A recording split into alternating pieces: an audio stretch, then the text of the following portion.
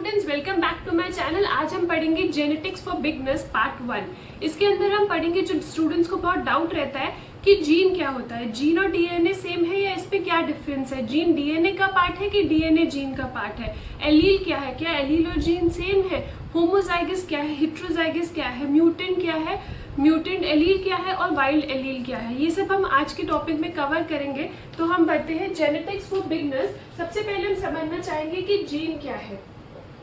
ठीक है, तो जीन क्या है?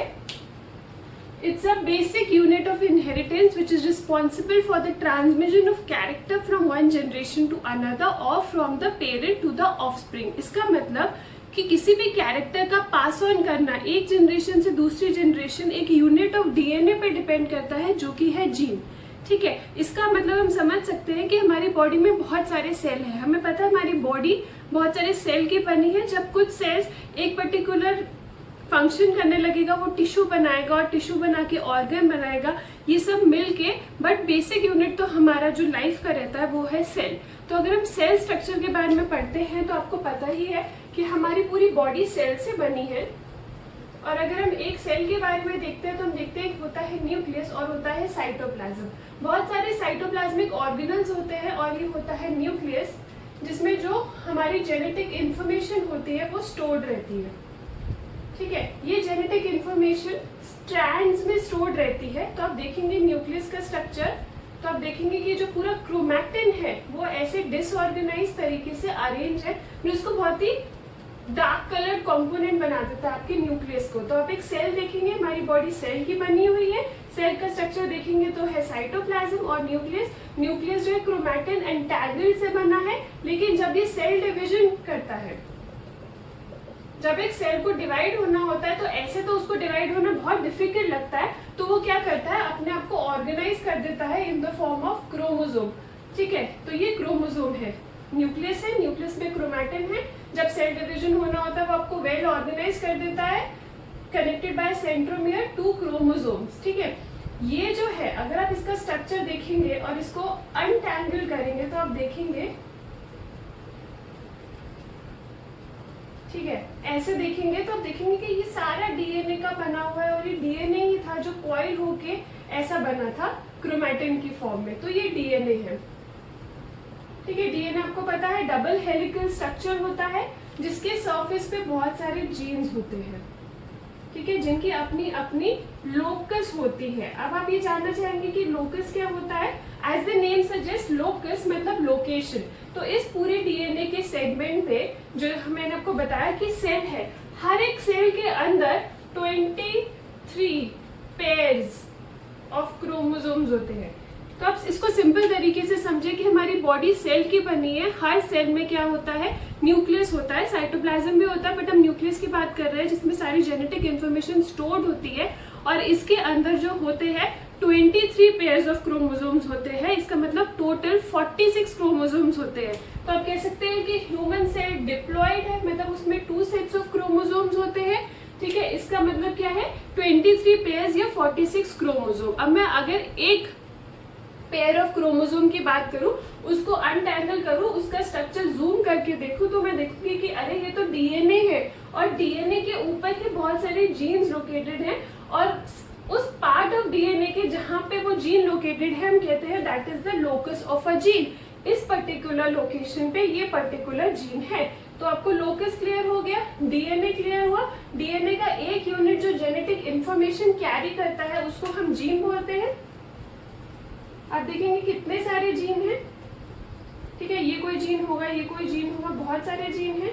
ऐसे एक और क्रोमोसोम देखेंगे, उसके सरफेस पे भी डीएनए देखेंगे तो उस पे भी बहुत सारे जीन हैं। तो हर एक जीन का अपना एक लोकस है। पहले तो कैरेक्टर का क्या मतलब है और कैरेक्टर और ट्रेट में क्या डिफरेंस है।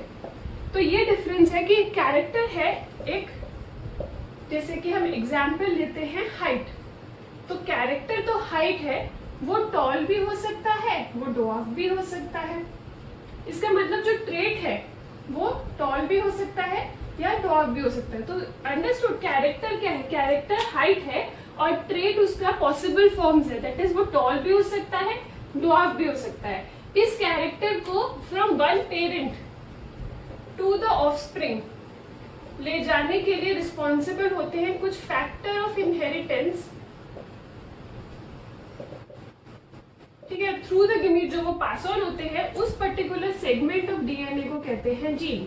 ठीक है, तो ये जीन है जो एक जनरेशन से दूसरी जनरेशन में उस कैरेक्टर को ट्रांसमिट करता है। ठीक है, आप समझ रहे हैं जीन क्या है, कैरेक्टर और ट्रेट में डिफरेंस भी आप समझ गए होंगे। पहले हम देखेंगे जीन क्या है और एलील क्या है। तो अभी तक हमने देखा कि gene is a segment of DNA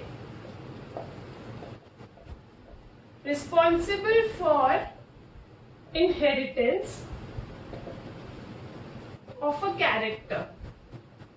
ठीक है, मतलब एक पेरेंट से उसके बच्चे में उस कैरेक्टर को लेके जाने के लिए एक डीएनए का सेगमेंट रिस्पॉन्सिबल है, क्योंकि पूरा तो डीएनए नहीं जा सकता, उसका इंपॉर्टेंट पार्ट जा रहा है in the form of a unit factor जिसको नाम दिया गया जीन। अब हम नेक्स्ट समझेंगे कि जीन और एलील में क्या डिफरेंस होता है। तो मैंने आपको बताया कि ह्यूमन सेल या ह्यूमन सिस्टम जो है वो डिप्लॉयड है, मतलब 2n क्रोमोसोम्स है। तो इसका मतलब ये 2 क्रोमोसोम है, ठीक है, जो सेंट्रोमियर से अटैच्ड है। इस क्रोमोसोम को अनलॉक करोगे तो धीरे धीरे डीएनए आ जाएगा, डीएनए पे जीन आ जाएंगे, तो इसके अंदर जीन्स है। जैसे ये सपोज जीन 1 है, ठीक है, तो इसी क्रोमोसोम का जो होमोलोगस क्रोमोसोम है, ठीक है, 2n है, 2 क्रोमोसोम अटैच है सेंट्रोमियर से, तो इसी लोकेशन पे ऑन इट्स होमोलोगस पार्ट भी एक जीन होगा। जीन का फॉर्म होगा, कह सकते हैं ऑल्टरनेटिव फॉर्म ऑफ एलील कह सकते हैं इसको, sorry alternative form of gene कह सकते हैं। So the alternative form of gene which is located on its homologous chromosome in the diploid system is called as allele.